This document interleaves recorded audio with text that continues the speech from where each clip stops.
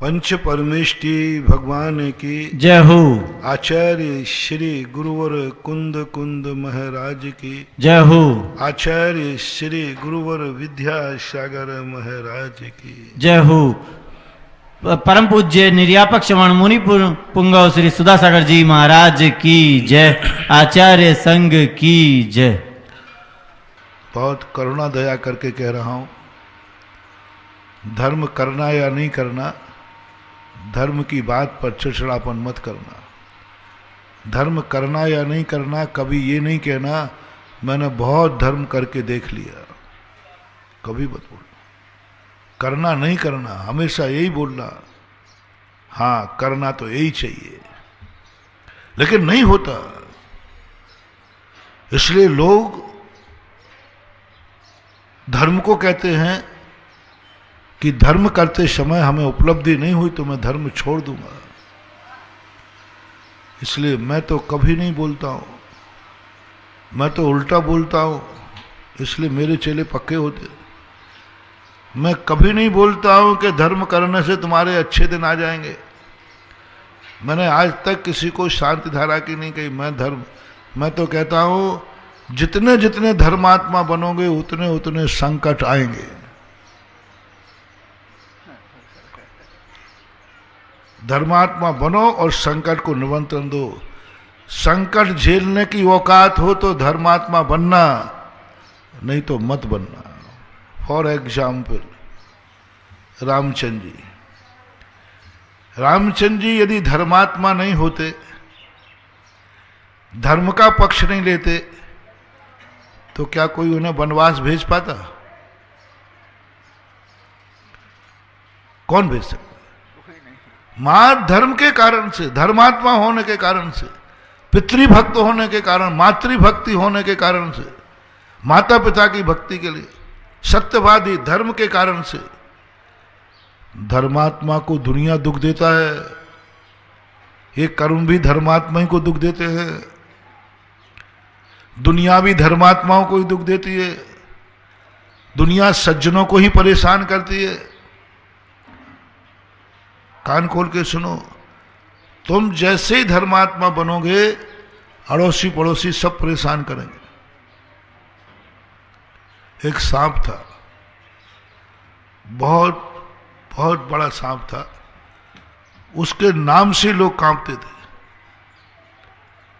कोई उसके पास नहीं जाता था। एक दिन महाराज मिले तो महाराज ने उसको संबोधन दिया, देख तू सांप पर्याय में है, सबको डराता है, काट लेता है, मर जाते, उनके परिवार उजड़ जाते।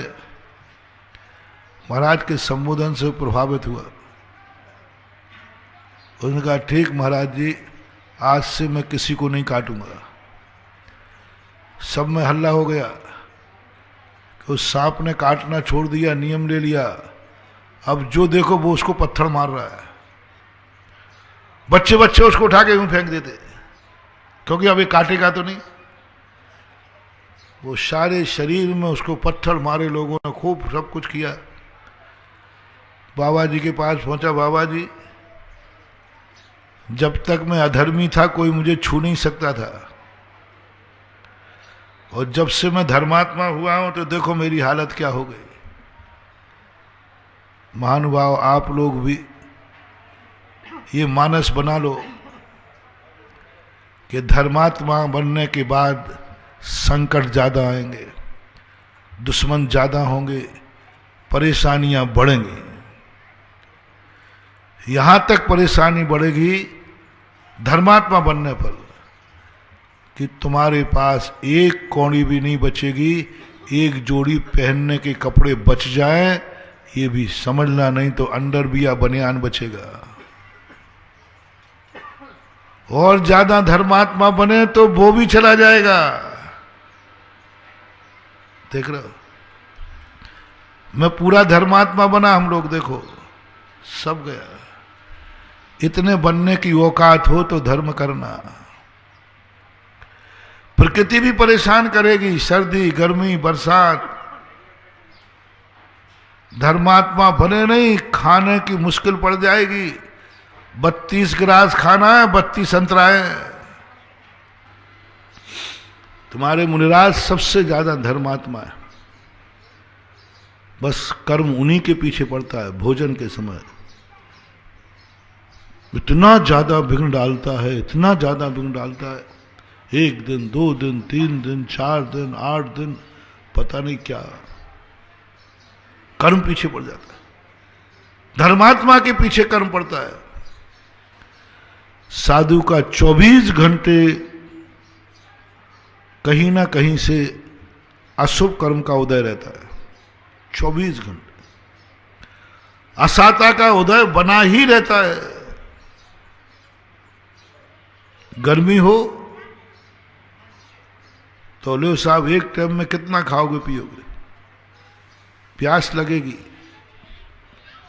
भूख लगेगी, सर्दी लगेगी, लू लगेगी, सब कुछ कहीं ना कहीं से चलोगे तो कंकड़ चुभेंगे। असाता का उदय, सबसे ज्यादा असाता का उदय इस संसार में कोई पूछे कि सबसे ज्यादा असाता अशुभ कर्म का उदय किनका होता है, तो मनुष्यों में महाराज का होता है। सबसे ज्यादा असाता का उदय मैंने एक दिन गिनाया था। आपके कोई बाल खींचे तो आपको दर्द होगा, तो ये दर्द होना साता का उदय कि असाता का? इसे तुम शुभ मानोगे कि अशुभ? तो महाराज के केस रुंज करते एक एक चुटकी पे। यदि तुम्हारी जिंदगी में ऐसा हो कि एक टाइम खाने मिले तो तुम साता मानोगे कि असाता? असाता। महाराज ने वो नियम ले लिया। जो जो एक संसारी प्राणी, 2 बातें मैंने कही थी, जो जो संसारी प्राणी अभाव हो जाए तो उन सब चीजों में वो व्यक्ति दुखी हो जाएगा, बहुत दुखी हो जाएगा। महावीर स्वामी ने मुनि से कहा, उन सब चीजों को छोड़कर और स्वीकार करके तुम सुखी होके दिखाओ। संसार में सबसे ज्यादा महावीर का धर्मात्मा बनना कठिन है। कितनी कठिन परीक्षा! अभी यही कहा था मैंने कुछ दिन पहले, तुम्हारे मां बाप न रहें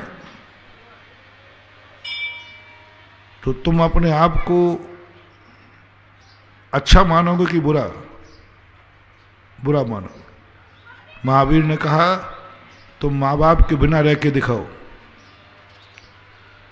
तुम तो मरने के बाद कम से कम आपकी फोटो भी लगा लेते हो। फोटो को आप क्या कर टांग लेते हो, पापा की फोटो, मर गए तो मर गए। यहां तो महावीर कहते पापा की फोटो तो छोड़, उनका नाम भी तेरे मन में नहीं आना चाहिए। चलो मम्मी पापा को हमने छोड़ दिया, उनकी फोटो तो रख लूं, फोटो तो रख लो, नहीं। मन में तो रख लूं, नहीं। मन से, वचन से, काया से, सब तरफ से त्याग करके, याद भी नहीं आना चाहिए, ये भाव भी नहीं आना चाहिए कि मैं मां बाप के बिना हूं। एक महापुरुष ऐसे हुए, जितने भी संप्रदाय हैं सब में उनका नाम मिलता है, सब में मिलता है। ब्रह्मा विष्णु महेश का हर संप्रदाय में नाम मिले नियम नहीं। महावीर स्वामी, ऋषभदेव आदि 24 तीर्थंकरों का सभी संप्रदाय वाले मानते हुए ऐसा कोई नियम नहीं। लेकिन रामचंद्र जी एक ऐसी महाशक्ति हैं जिसमें हर संप्रदाय में उनका नाम उच्चासन पर है। 36 प्रकार की रामायण आज तक कोई नहीं लिख पाया। सब मानते, जैनी मानते, वैष्णव मानते, बौद्ध मानते, सब मानते, क्योंकि वो सबसे बड़े धर्मात्मा थे, आपके आदर्श थे। लेकिन संसार में सबसे ज्यादा संकट में कौन था? सबसे बड़े धर्मात्मा कौन थे? बोलो, सब लोग बोलो। सब लोग आज दुनिया में सबसे ज्यादा नाम किनका लेते लोग?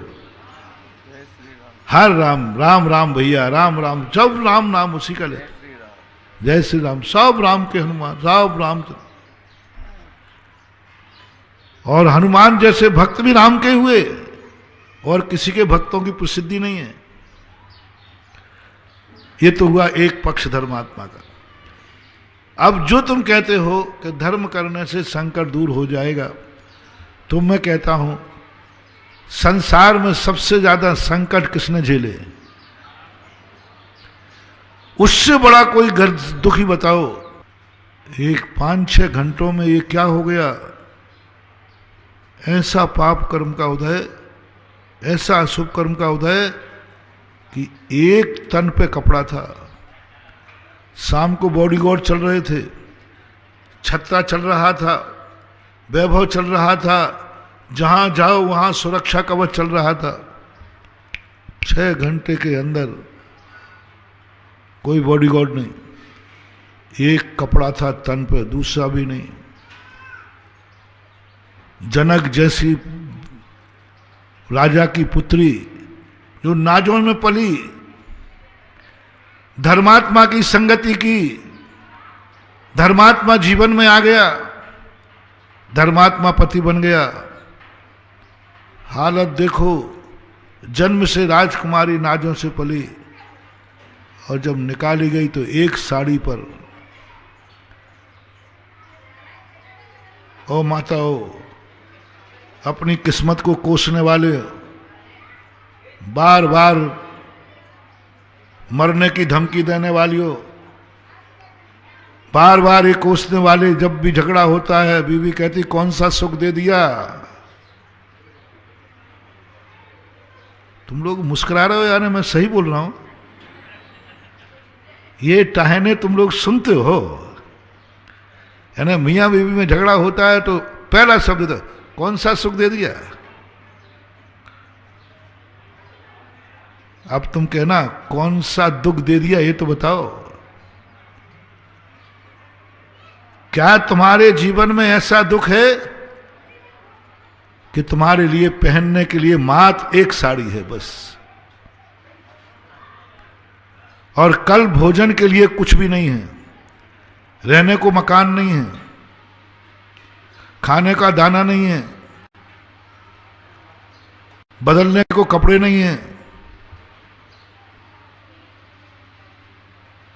और बीच जंगल में हो।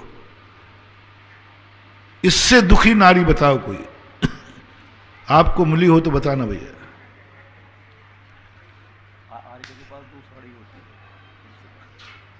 ये भी देखो कितनी बड़ी बात, उसको याद करो, उनको याद करो। कल मैंने कहा था ना, सारी दुनिया उन्हीं के लिए पढ़ रही है, कर रही है सब कुछ, और उनकी कथाओं को पढ़ रही है, उनको दान देने के लिए। मैंने कहा ना, गरीब की झोपड़ी नहीं बनाएगा, मंदिर बनाएगा।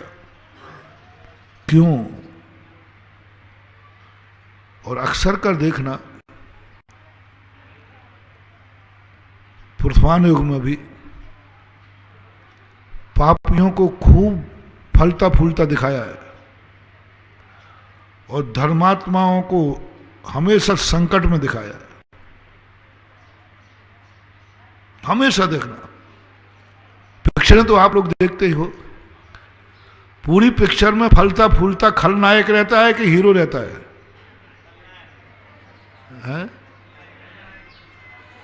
हीरो की क्या होती है स्थिति? बुरी दशा, जितने संकट हैं सब, वो हीरो तो बेचारा मर जाता जिंदगी में, क्या उसकी ठुकाई पिटाई, जितने सब कुछ है। और जो खलनायक होता है उसके ऐस होते हैं। ओ क्या खलनायक का ठाठ बाट, खलनायक की हुकूमत, खलनायक, उसके सब कुछ होते हैं। ज्यादा पिक्चरें वही हिट होती हैं जिसमें हीरो की जितनी ज्यादा दुर्दशा होगी, वह पिक्चर उतनी ज्यादा हिट होती है। और खलनायक जितना मजबूत होगा, पिक्चर हिट होती है। ऐसी एक भी पिक्चर नहीं बनती जिसमें शुरू में खलनायक संकटों में पड़ा हो। हीरो जरूर जन्म से ही संकटों में, उसका जन्म ही ऐसे स्थान पे दिखाएंगे किसी भिखारी के यहां जहां खाने को भी नहीं है। हीरो का जन्म ऐसा दिखाएंगे जहां वो कुत्ते की रोटी छीन के खा रहा होगा। सब जगह देखो हीरो का ऐसा गंदी बस्ती में पाप के द्वारा, पापियों के यहां, विभिचारियों के यहां नाजायज संतान के रूप में दिखाते हैं। पिक्चरों में आप देखना, हीरो को सबसे ज्यादा नाजायज संतान के रूप में दिखाते हैं। और नाजायज संतान में कौन? जिसका बाप पता नहीं, मां पता नहीं, दूसरों के टुकड़ों पर पलता है, गंदगी में पलता है, दुनिया उसे गंदी नाली का कीड़ा कहते हैं। वो पिक्चर का कौन होता है? हीरो। और जो खलनायक होता है उसका जन्म कैसा दिखाते? ठाट बाट से राजमहल में सब में बढ़िया दिखाते हैं। अब मैं आपसे पूछना चाहता हूं, यही यहां हो रही है। रामचंद्र जी ये धर्मात्मा जी वे हीरो हैं रामायण के। क्या दुर्दशा पर दुर्दशा, संकट पर संकट। और रामायण का खलनायक कौन है? रावण। क्या ठाठ है रावण के, सोने की लंका, क्या ठाठ है, सब ठाठ देखो रावण के। अब मैं आपसे पूछना चाहता हूं, खुल्लम खुल्ला है भाई, बाद में कोई गड़बड़ नहीं करना। मैं उदाहरण भी देता हूं, पिक्चर का दिया, ओके? आपका समर्थन है? पिक्चर ऐसी होती है कि नहीं? रामायण का समझ दे दिया, राम और रामचंद्र जी का दे दिया। धर्मात्मा की ऐसी दशा, ऐसा संकट कि रामचंद्र जी ने संकटों से थक करके एक बार मरने का भाव कर लिया। रावण ने कभी मरने का भाव नहीं किया। रावण ने कभी मरने का भाव नहीं किया, उसकी नौबत ही नहीं आई, उसके जीवन में संकट ही नहीं आया। मरने का भाव क्या करेगा वो तो भोगने का भाव करता है। उसके बाद तो वैभव इतना था कि वो तो और जिंदा रहना चाहता था, और जिंदा रहना चाहता। पापी था ना, पापी अधिक समय तक जिंदा रहना चाहता है क्योंकि उसके पास भोग सामग्री है। रामचंद्र जी थक गए और लक्ष्मण को गोदी में रख के कहते हैं सुग्रीव मित्र से, जामवंत हनुमान से, हो मेरे मित्रों, रामचंद्र जी यदि थोड़े से अधर्मी हो जाते, मां को एक ही जवाब दे देते, तुम कौन होती हो मुझे अयोध्या से निकालने वाला? मैं ज्येष्ठ पुत्र हूं। और वो भी सौतेली, जो सगी मां नहीं थी। बोलो, रामचंद्र जी कोर्ट केस कर देते तो कौन जीतते? कौन जीतता? राम पक्का जीतते, पक्का जीते। यदि साधु संतों के पास चले जाते कि मेरी मां ऐसा कर रही है, तो साधु संत किसके पक्ष में होते? आप सब। तो ये कोर्ट केस क्यों नहीं कर दिया? तुम होते तो क्या करते? सोचो कभी ऐसा हो तो क्या हो? तुम्हारे मम्मी पापा तुम्हारे साथ ऐसा कर देवे। हाँ, लक्ष्मण भी युद्ध करने को तैयार है। भैया मैं दिलाऊंगा हक, आप बैठिए, मैं दिलाऊंगा, मेरे भैया कौन वनवास भेजने वाला है। थोड़ी तुलना करना महानुभाव। आपके माँ बाप यदि आपके साथ ऐसा व्यवहार करते तो आप क्या करते? महाराज कोर्ट में खड़ा कर देता। कितने बेटे हैं जो अदालतों पे अपने बाप पर केस चला रहे हैं। संसार में शायद ही कोई अदालत हो जिसमें बाप बेटे पर केस न चल रहे हो, भाई भाई पर केस न चल रहे हो। भाई भाई पर केस चल रहे हैं। इस भाई ने ज्यादा लिया, कोर्ट केस में भाई भाई। अरे केस कोई दुश्मन पे चले तो बात अलग है। बहुतायत केस किससे चल रहा है रेवेन्यू में? हाँ? हाँ बोलो ना, तुम लोग तो कोर्ट केस जानते हो, आप लोग बोलो। जो जमीन जायदाद के केस हैं ज्यादातर कोर्ट में किनके मिलते हैं? भाई बंधु, परिवार के, यही सब मिलते हैं। और महावीर तो न्याय के पक्ष में थे रे। न्याय मानते कि मुझे सारी अयोध्या की जनता, अदालत मेरा न्याय करे, मुझे अन्याय नहीं चाहिए, न्याय करे। तो न्याय रामचंद्र जी के पक्ष में था। देखिए नहीं, धर्म क्या कहता है, पितृभक्ति क्या कहती है, धर्म क्या कहता है? धर्म कहता है उस चीज को धर्मात्मा नहीं लेना जिस पर दूसरे की नीयत खराब हो। जिस पर किसी की नीयत हो, नीयत खराब हो, ऐसी चीज को धर्मात्मा नहीं लेता। और कहता है कि नहीं, चले गए वनवास, जो कुछ भी हुआ सब धर्म के कारण हुआ। मैं हिल गया, 2-3 दिन तक मेरा मन स्थिर रहा। मैंने कि भगवान महावीर स्वामी, आज पता चला कि तुम्हारे धर्म के अनुयायी कम क्यों हो रहे हैं। आज पता चला कि रामचंद्र जी कम क्यों हो रहा है, रावण बढ़ रहे हैं। बोलो, रामचंद्र जी की संख्या बढ़ रही कि रावणों की? रामचंद्र जी के जीवन शैली के जीने वाले लोग बढ़ रहे कि रावण की शैली के? रावण की। एक मुहावरा बन गया, घर घर लंका घर घर रावण, इतने राम कहां से लाऊं। घर घर कंसा घर घर मथुरा, इतने श्याम कहां से लाऊं। कलयुग में बढ़ रहा है, पापाचार बढ़ रहा है, पापियों की संख्या बढ़ रही है। तो मैंने तो सन 1980 में महावीर से कहा, मैंने कि भगवान घटेगी, घटेगी, कोई नहीं मिलने वाला। एक दिन भगवान महावीर स्वामी, इस धर्म का नाम लेने वाला नहीं बचेगा कोई। एक कोई धर्म का नाम लेने वाला नहीं बचेगा। ऐसा दिन आएगा। धर्मात्मा की यह दशा, एक धर्मात्मा को मरने का भाव करना पड़ रहा है, और वो भी धर्म के कारण। धर्म क्या कर रहा है? धर्म का परिणाम वो होना चाहिए था, क्योंकि जब मुंह से निकाल रही थी कि राम को बर्दाश्त हो, धर्म को, उसकी जिह्वा को लकवा लग जाना चाहिए था। ये धर्म का चमत्कार होना चाहिए था। अपन सबकी राय क्या है? मेरी तो राय यही है। अब नहीं, उस समय 80 में, उसके पहले जब मैं तुम्हारे अनुसार बुद्धिहीन था। बोलो, क्या कर लिया शांति धारा ने? महाराज कहते थे शांति धारा में 700 कोड़ियों के कोड़ दूर हुए, और यहां तो देखो ये कोरोना। ये संसार का नियम है महानुभाव। इसलिए मैं कहना चाहता हूं, धर्म की परिभाषा समझो। तुम लोगों ने धर्म को बहुत महत्वाकांक्षाएं पाल रखी हैं।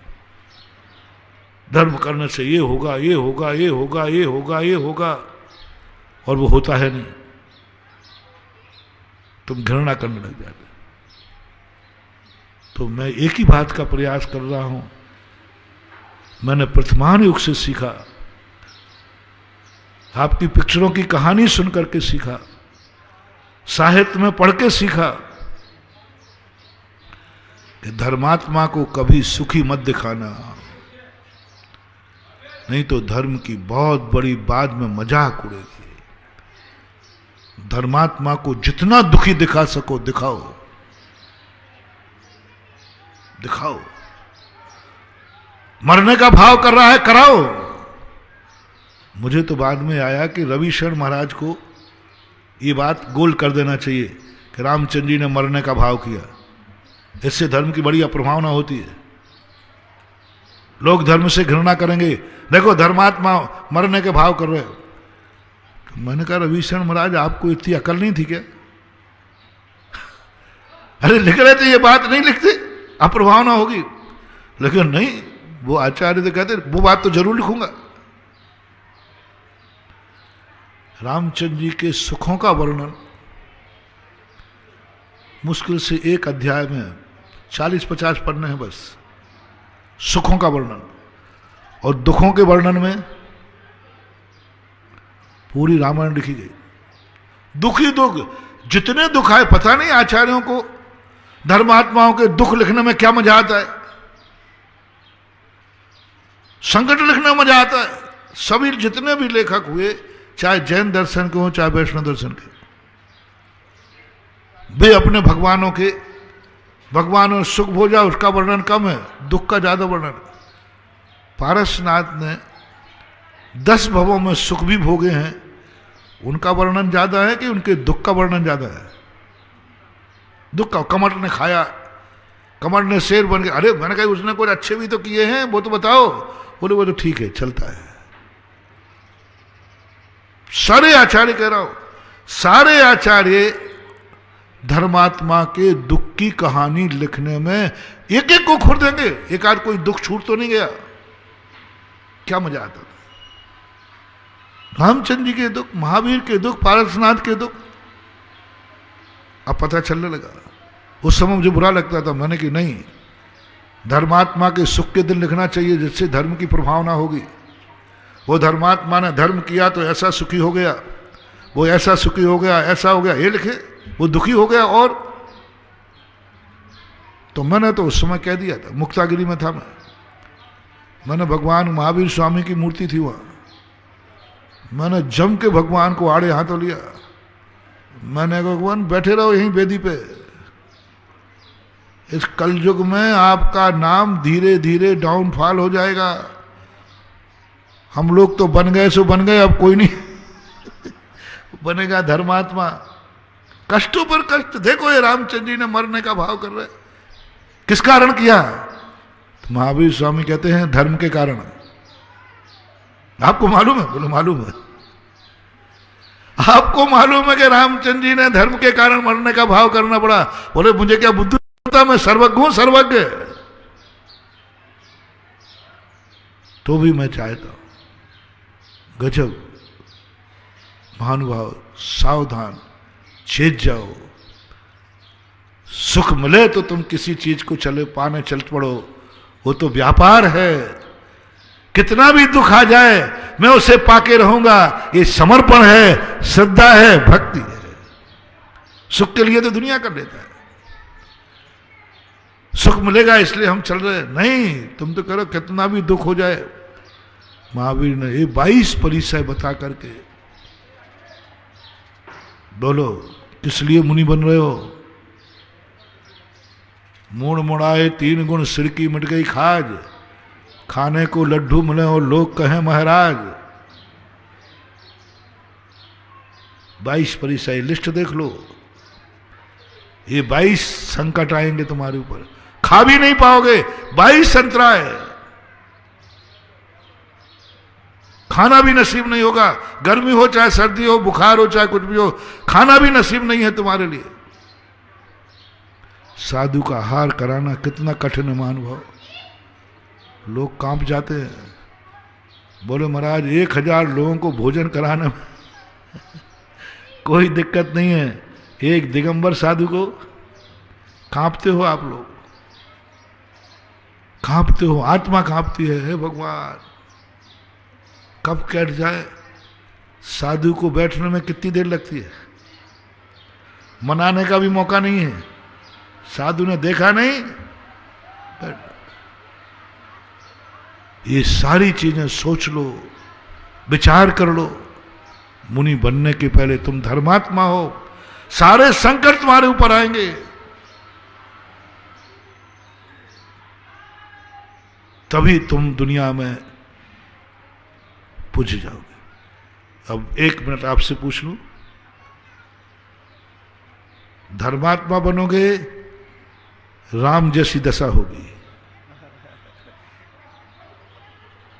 एक कपड़ा पर पैंट शर्ट पर घर से निकाल दिए जाओगे, मम्मी पापा से कुछ भी मिलने वाला नहीं।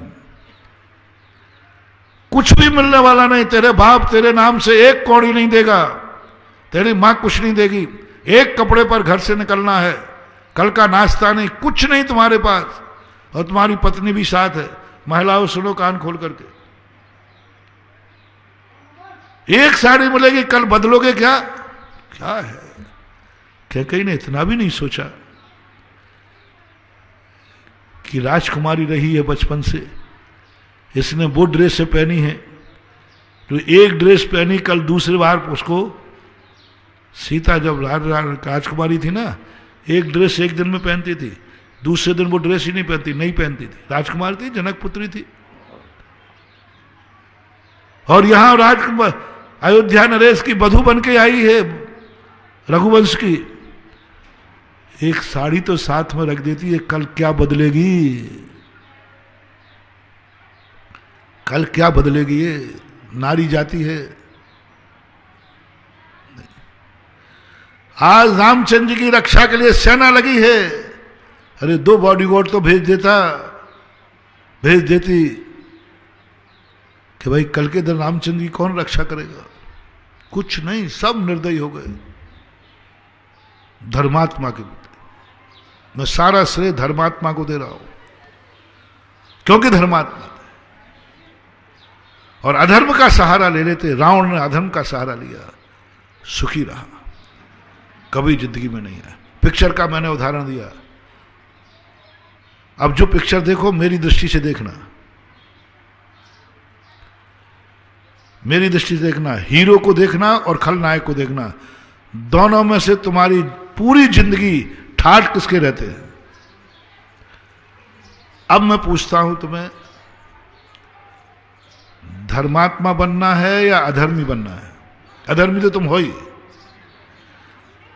थोड़ा बहुत धर्म करने का मन हो तो आज का प्रवचन जरूर सुन लेना। हिम्मत है? क्या बनना है? बोलो, जल्दी बोलो, ऊपर से मत बोलना। देख लेना खलनायक को। अब बोलो, खलनायक बनना है या हीरो बनना है? पिक्चर में तुम्हें कोई पार्ट देवे, खलनायक बनोगे कि हीरो बनोगे? बेटा पिटाई, हाथ पैर टूटेंगे, पिटाई होगी, दांत टूटेंगे, क्या क्या होगा। रामचंद्र जी बनोगे या रावण? रामचंद्र जी बने तो दर दर की ठोकरें खाओगे। एक दिन ऐसा संकट आएगा कि मरने तक का भाव करोगे, मैं मर रहा हूं। हिम्मत हो तो धर्मात्मा बनो। धर्म के कारण ऐसे भी संकट आएंगे कि तुम्हें सुसाइड करने तक का भी भाव आएगा। है औकात? है हिम्मत? और धर्म छोड़ दोगे तो रावण के जैसे मजे करोगे, लंका मिलेगी। मैंने कहा ना, अधर्मी बनोगे सोने के महल मिलेंगे। और लोग कहते भी हैं, और आज धर्मात्मा तो सदा फक्कड़ रहता है। आजकल लोग हमसे, महाराज जी हम इतना धर्म करते हैं, सब कुछ करते हैं, पर हमारे यहाँ किराए के मकान में रह रहा हूँ, साइकिल है, ऐसा है वैसा है। और महाराज जी हमारे मोहल्ले में एक पापी रहता है, मैं आपकी भक्ति करता हूँ, प्रतिदिन अभिषेक पूजन करता हूँ, माला फेरता हूँ, कोई दुर्गुण रात में खाऊं नहीं, कोई व्यसन है नहीं, सुपारी तक नहीं खाऊं, गुटखा भी नहीं खाऊं, जितने धर्म के नियम है सब बता दो, वे सब उसके पास है। फिर भी महाराज धंधा ही नहीं चल रहा है। फिर भी महाराज किराए के मकान में। और महाराज हमारे यहाँ उसी मोहल्ले में एक सेठ रहता है, वो महाराजों को मानते ही नहीं है, वो आपको मानते ही नहीं है, मंदिर में तो कभी जाते ही नहीं है, और सारे दुर्गुण उसमें हैं। सुबह ठंडी चाय से मुंह कुल्ला करता है, समझ गए?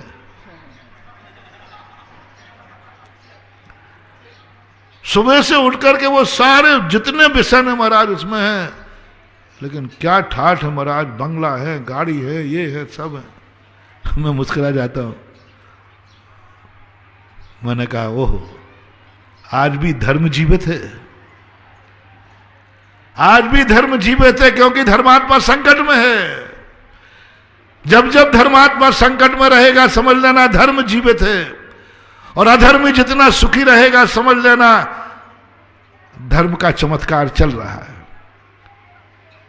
अधर्मी जितना, पापी जितना वैभव संपन्न रहे, समझ लेना ये धर्म का चमत्कार है, धर्म का चमत्कार। ये धर्म कर रहा है, अधर्मी को भरो, सोने की लंका बना दो, इसे खजाने भर दो, चारों तरफ से पवारा कर दो पापी का, अधर्मी का, और धर्मात्मा को जितने संकट देना है दे डालो। जब जब महानुभाव तुम्हारे मन में ये भाव आए कि मैं जितना धर्मात्मा हो रहा हूं उतना ही संकट आ रहे हो, महानुभाव समझ लेना धर्म आपको सिद्ध हो गया, धर्म आपको सिद्ध हो गया। क्योंकि धर्म का काम है अपने फॉलोवर को अधिक से अधिक कष्टों में जीवन व्यतीत कराना। महावीर हमें सिद्ध हो गए क्योंकि उन्होंने एक एक चीज, जितने सुख के साधन थे सब अलग करवा दिए। खाने में भी वो नहीं खाने दे रहे। मैं समझ लेता हूं कि महावीर मेरे पे खुश है, महावीर मेरे से खुश है, महावीर ने मुझे स्वीकार कर लिया, क्योंकि वो मुझे दुखी, संकट देने में कमी नहीं कर रहे। महावीर की मुनिचर्या से मैं प्रतिदिन बहुत कष्ट उठा रहा हूं, इतने कष्ट उठा रहा हूं, इतने कष्ट उठा रहा हूं कि श्यालनी भी खा रही है तो भी मैं रो नहीं सकता, और महावीर बचा नहीं सकते। श्यालनी खा रहे लौच लौच करके, महावीर बचा नहीं रहे। ओहो धन्य भाग,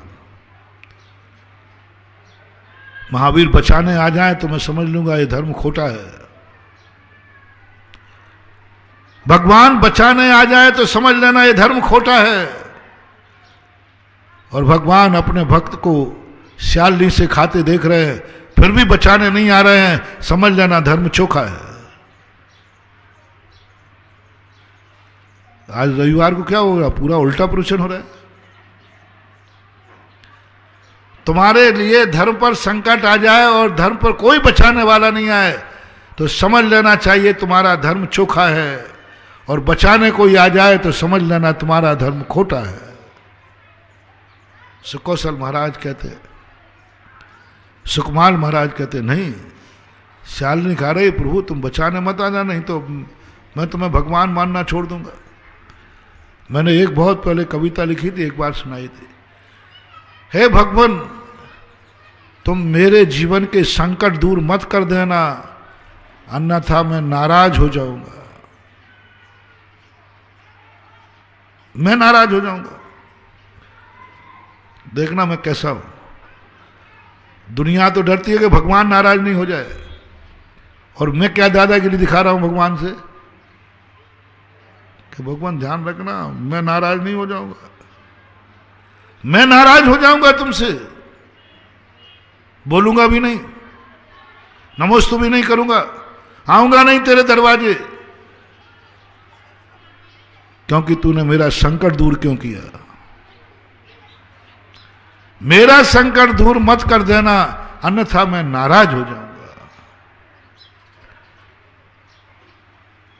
बहुत बड़ी बात ये सीखी मैंने सुकौशल चरित्र से, ये सीखी मैंने सुदर्शन चरित्र से, ये सीखा मैंने सती सीता के संकट से, ये सीखा मैंने श्री राम के संकट से, ये सारे प्रथमानु के ग्रंथ पढ़ के सीखा नहीं।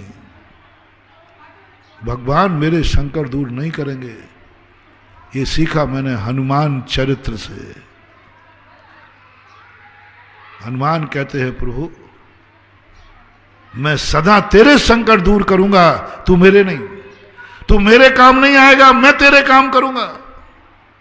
तू मेरे काम नहीं आएगा, मैं तेरे काम करूंगा। तू मेरे काम नहीं करेगा, तू भगवान है मेरे काम करेगा। मालिक सेवक का काम करता है कि सेवक मालिक का काम करता है? जल्दी बोलो, तुम कौन हो और भगवान कौन हो? जल्दी बोल दो। भगवान सेवक है, तुम मालिक हो, तो भगवान तुम्हारा काम करे। अरे मूर्खानंदो, यदि तुमने भगवान माना है तो कहो भगवान तू मेरा मालिक है, मैं तेरा सेवक हूं, और सेवक का काम है तेरे सब काम करना मेरा है।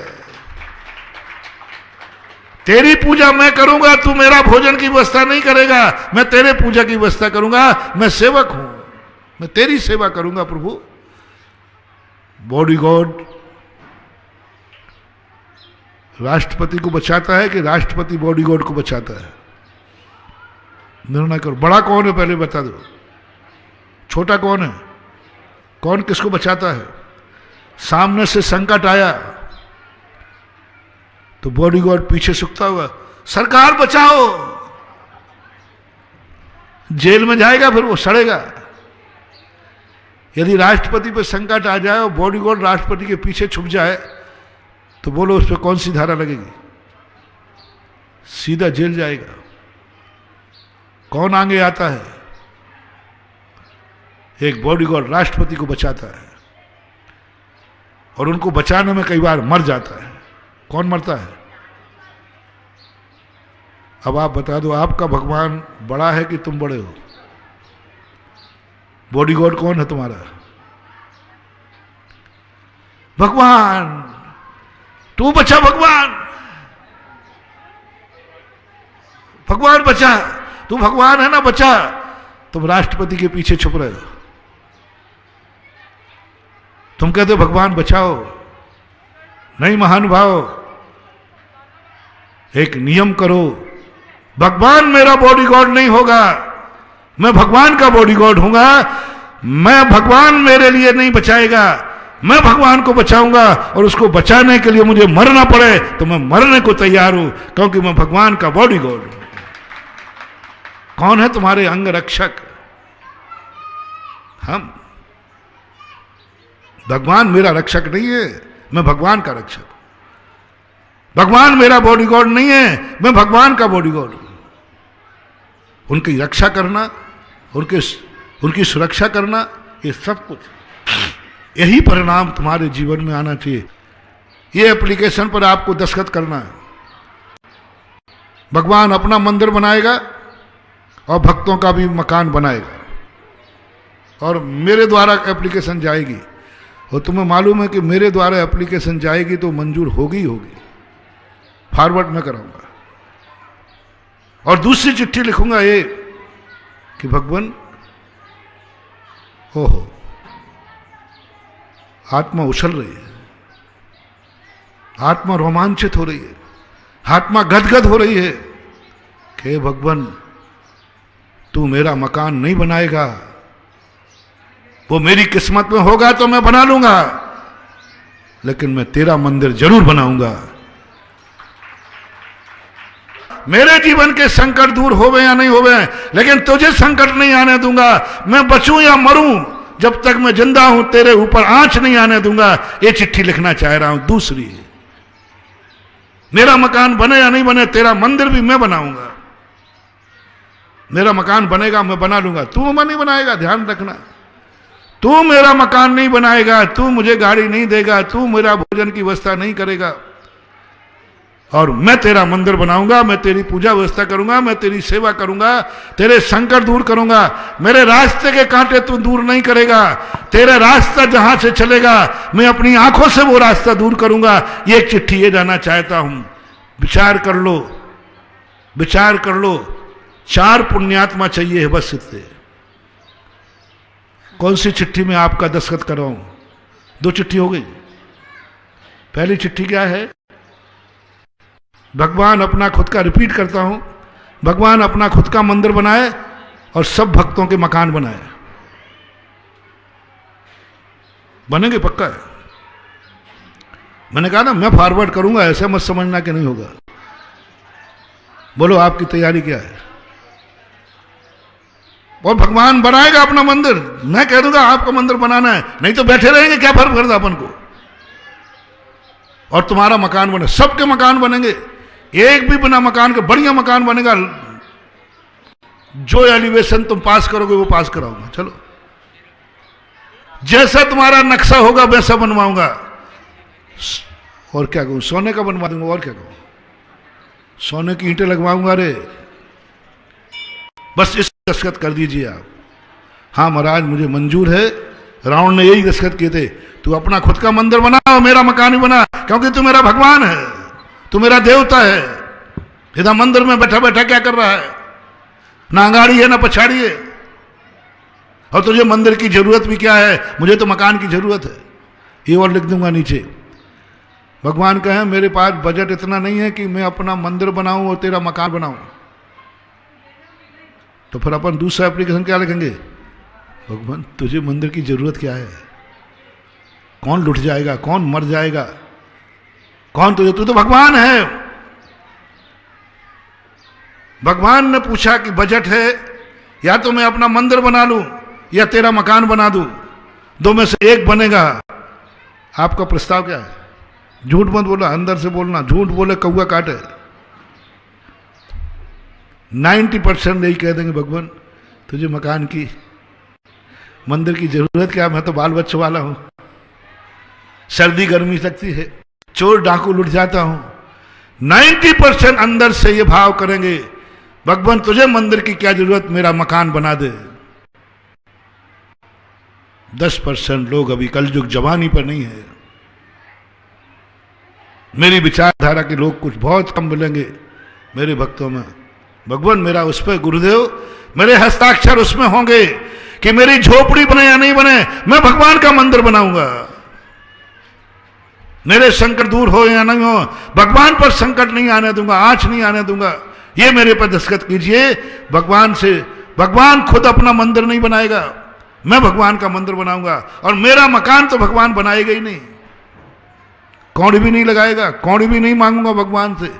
नहीं बनेगा तो फुटपाथ पर जिंदगी गुजार दूंगा, लेकिन भगवान तेरा मंदिर मैं बनाऊंगा। ऐसा किस व्यक्ति का संकल्प है? भारत के सारे भक्तों से मैं कहना चाहता हूं, उस एप्लीकेशन पर दस्तखत करो कि मैं सारी जिंदगी फुटपाथ पर व्यतीत कर दूंगा, लेकिन जिनेंद्र भगवान तेरा मंदिर मैं बनाऊंगा। और तुम्हारे पास एक बजट है, या तो मकान बना लो या मंदिर बना लो। बताओ भैया, झूठ मत बोलना, पारसनाथ की भूमि पर बैठे हो। कितने % लोगों का विचार, एक बजट है तुम्हारे पास, एक बजट है, मंदिर बना लो या मकान बना लो। परिवार की मीटिंग करो, फैसला किस पे जाएगा, बोल दो, डरो मत। कितने % मान लो, बोलो भाई, तुम दोनों सलाह करके बोल दो, आगे बैठो। 90 का 95% ही जाएगा, भगवान का मंदिर तो महाराज बन जाएगा, और नहीं बनेगा तो क्या बिगड़ता है भगवान, उनके ऊपर थोड़ी सलमान खान की गाड़ी चढ़ेगी। हम यदि फुटपाथ पर रह गए तो कोई सलमान खान की गाड़ी कुचल देगी, सबका मन जाएगा, सबका मन जाएगा। मकान पहले बनाऊंगा, नहीं है 2-4 समय दृष्टि अभी, जो ये कहेंगे कोई फर्क नहीं पड़ता। भगवान जिंदगी में बड़ी बड़ी हवेलियां वाले कर्म की मार पर रोड पे आ गए, ये बजट एक है मेरे पास, पहले प्रभु तेरा मंदिर बनेगा, तेरे मंदिर का बनकर के नागल होगा, पंच कल्याणक होगा। ऐसे लोग हैं जो कहते, पहले कहते थे नगर में मंदिर नहीं है तो वहां मकान नहीं बन सकता, जब तक मंदिर का पंचकर्णक नहीं, मकान का नागल नहीं, मैं मकान में प्रवेश नहीं करूंगा। ऐसी माताएं हैं, ऐसी स्त्रियां हैं जो पति कहते मंदिर में प्रवेश होगा पहले, बाद में मकान में प्रवेश होगा, पहले भगवान का मंदिर बनेगा। इस विचारधारा वाले कितने लोग होंगे, ये सोचने की बात है, समर्पण करना है।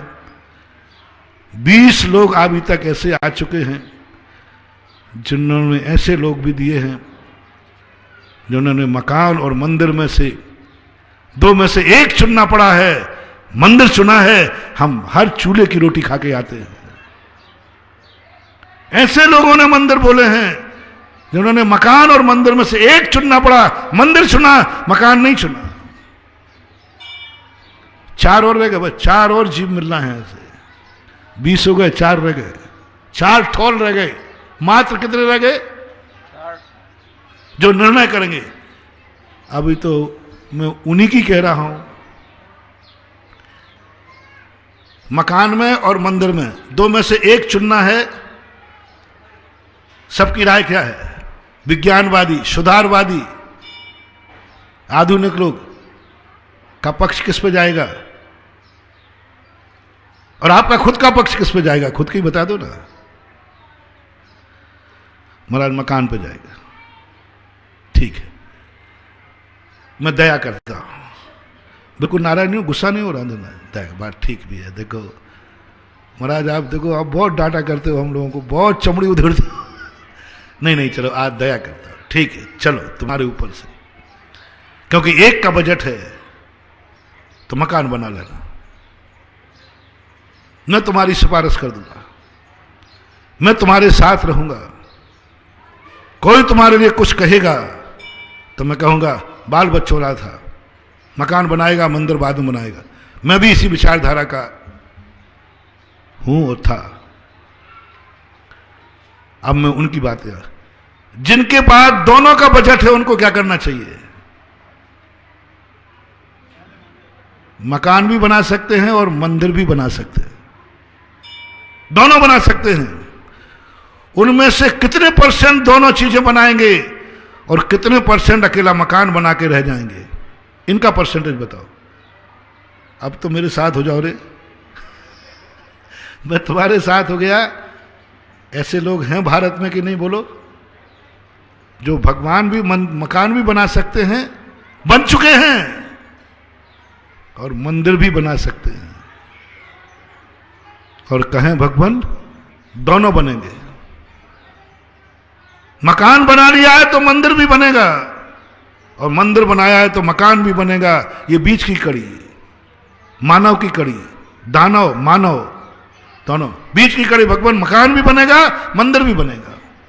जो कल मैंने कहा था कि जो वस्तुता भक्त होता है, संसार दोनों को साधना चाहता है, वो हर व्यापार बना करते समय ये कहता है भगवान इस व्यापार में इतना लाभ हो कि मेरा मकान भी बने और तेरा मंदिर भी बने, मेरी गाड़ी भी आए और तेरा रथ भी बने, मुझे भी दो रोटी खाने को मिले और एक अर्घ चढ़ाने को तेरे पास भी मिले। इस व्यापार से मुझे दो चीजें चाहिए, एक भोजन की थाली और एक पूजन की थाली, एक बैठने की गाड़ी और एक तेरा रथ। तेरे बैठने की, हमें दो गाड़ी चाहिए भगवान इस व्यापार से, एक मुझे बैठने की गाड़ी और एक तुझे बैठने की गाड़ी। भगवान के बैठने की गाड़ी क्या है? रथ, पालकी, पालकी। ये दो चीजें। और तेरा मकान और मेरा मंदिर, तू जिसमें रहेगा वो भी मैं बनाऊंगा और मैं जिसमें रहूंगा वो भी मैं बनाऊंगा। ऐसी ताकत वाले कितने लोग भारत में हैं? जैनियों में 25% जो दोनों कर सकते हैं। लेकिन कितने 75% तो ठीक है, वो अपना मकान बना सकते हैं, मंदिर बनाने की औकात नहीं रखते। लेकिन 25% दोनों बना सकते हैं जिनकी औकात है। लेकिन कितने बनाएंगे ये बता दो मुझे, जल्दी बोल दो, समय हो रहा, नहीं तो वो अभियान कह देगा महाराज हो गया समय। 1%, 2%, 5%, 10%, 5% लोग कह पाएंगे दोनों को बनाएंगे। बाकी मकान बना लेंगे, मंदिर नहीं बनाएंगे। गाड़ी ला लेंगे, पालकी भेंट नहीं करेंगे। कुर्सी बना लेंगे, सिंहासन भेंट नहीं करेंगे। भोजन कर लेंगे लेकिन पूजन नहीं करते। कितने लोग भोजन करते हैं बोलो? बोलते हैं महाराज सभी करते हैं, तो पूजन कितनी करते हैं? महाराज हमारे पास पैसे ही नहीं है, भोजन नहीं का पैसा था तो 2 रोटी खा ली। इतने लोग बताओ जिनके भोजन के थाली का भी पैसा घर में है और पूजन की थाली भी खर्च उठा सकते हैं। कितने मानू जैनियों में से 100% भोजन का खर्च और पूजन का खर्च दोनों उठाने की औकात किसमें है? 100%। जैनियों को तो मैं शायद मानता हूं 99% तो मान लो, महाराज जी कह रहे 100%। लेकिन भोजन की थाली का खर्च सभी उठा रहे हैं, पूजन की थाली का कौन उठा रहा है? कितने %? जिनकी औकात दोनों थाली की है वे तो कहे प्रभु भोजन की थाली का खर्च भी मैं उठाऊंगा और प्रतिदिन पूजन की थाली का भी खर्च उठाऊंगा। और धंधा करते समय वो संकल्प करेंगे 2 थाली का खर्च मुझे इस दुकान से चाहिए। नागल के दिन करेंगे मुझे 2 खर्च चाहिए, पूजन और भोजन। ऐसे ही मकान, मुझे घर का मकान होना चाहिए। इस फैक्ट्री से, इस माइंस से, इस दुकानदारी से इतनी प्रॉफिट हो। पहले दिन करना है संकल्प पे, अभी ले नहीं रहा हूं, चिंता मत करना, अभी तो घोषणा करा रहा हूं, अभी घोषणा करा रहा हूं। जिस दिन तुम कोई व्यापार शुरू करो उस दिन कहना हे प्रभु, 9 बार नमोकार मंत्र करना, इस दुकान से, इस व्यापार से मुझे 2 चीजें चाहिए। इतनी इनकम हो जाए कि मैं अपना मकान बना लूं और प्रभु तेरा मंदिर बना के मरूं, बस इसलिए मैं ये पाप करने जा रहा हूं, ये आरंभ परिग्रह करने जा रहा हूं कि मैं अपनी जिंदगी में 2 कार्य करूंगा। कितने लोग मकान और व्यापार का नागल करके ये 2 संकल्प करेंगे और करते हैं। मकान का संकल्प तो सभी करते हैं, ये कितने लोग करते हैं, भगवान मेरे बैठने की गाड़ी इस व्यापार में इतना आ जाए कि एक गाड़ी हो जाए, साइकिल पे चलता हूं, सब करते हैं। भगवान इस व्यापार से इतना बच जाए कि हमारे परिवार को बैठने की गाड़ी आए और एक दिन तेरे बैठने की गाड़ी भी मैं दूं और तू उसमें बैठ, तब मैं चाहता हूं। यानी मैं आपको पालकी भेंट करूं, रथ भेंट करूं और गाड़ी भी आए। ये तो कम से कम होना ही चाहिए। बस सब लोग इसी पे बैठे हैं। भगवान भी अपना मंदिर बनाए और तुम्हारा बोल दो ना, हाँ, ये निकृष्ट है। महानुभाव, बहुत करुणा दया करके कह रहा हूं, ये भाव कभी नहीं करना। भगवान से सेवा नहीं कराना, भगवान से मकान नहीं बनवाना, भगवान से गाड़ी नहीं आना, अपन को भगवान का मंदिर बनाना है। मैं अपने हर भक्त से कहना चाहता हूं, जो जो जहां बैठ के प्रवचन सुन रहा है, आज वो संकल्प करेगा कि मेरी जिंदगी में यदि तुम ये संकल्प कर सको, गुड, बेटर, बेस्ट, सबसे बेस्ट वो है कि भगवान मेरा मकान बने या नहीं बने, इस व्यापार में इतना प्रॉफिट हो कि मैं तेरा मंदिर बना सकूं। फर्स्ट, मेरी जिंदगी फुटपाथ पे गुजरे तो गुजरे, इसकी खबर मत करना तू, बस इतना समझ दे दे कि मैं मंदिर बना सकूं।